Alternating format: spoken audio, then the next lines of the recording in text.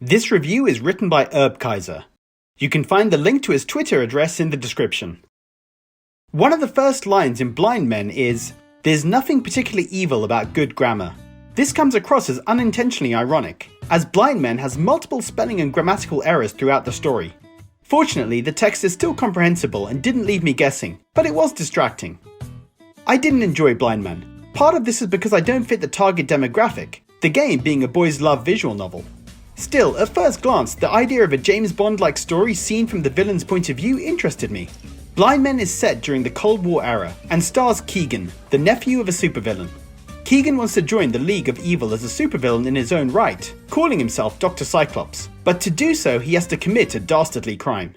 This is where the main separation of the story paths comes from, as you decide between two crimes to commit. After starting this path to the chosen crime, Keegan eventually meets two characters, a flirty American James Bond character named Hunter, and a serious Russian KGB spy.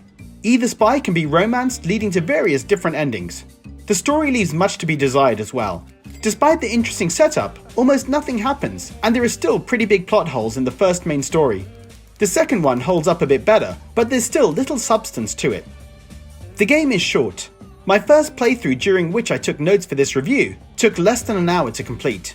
The other playthroughs to get all the endings took even less, as the game has only 7 or 8 choices to make in total, and there's a lot of text repetition in various paths. The presentation is decent.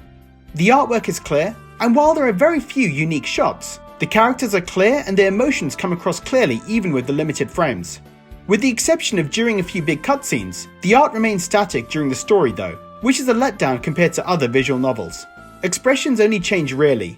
I feel that a few more changing faces or poses would have added a lot here. There is very little spoken audio, all of it in Spanish. My major gripe with the audio is that the default sound balancing is very off, with the dialogue easily being drowned out by the music. I had to set the background music to 7 from the initial 9 to make the dialogue audible. Speaking of the music, like the art, I find it unremarkable. It doesn't distract from the story, and in fact, I would have liked to have had more of it, as large parts of the story had no background music at all.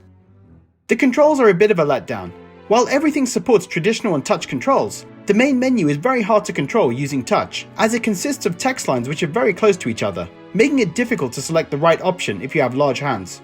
Most other Ratalaika games have better controls. The game could have used an ending guide, or a bit of hinting how to unlock all the endings, as I had to make some seemingly random choices to get all of the Hunter-related trophies. The KGB agent's trophies seem to be much more straightforward to unlock. Of course, following an ending or trophy guide from the internet will help here. Overall, I can't recommend Blind Men for anything other than 1 or 2 relatively easy platinum trophies.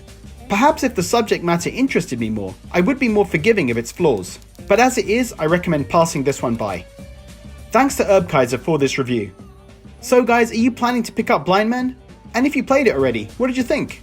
Leave a comment below, and as always, thanks for watching.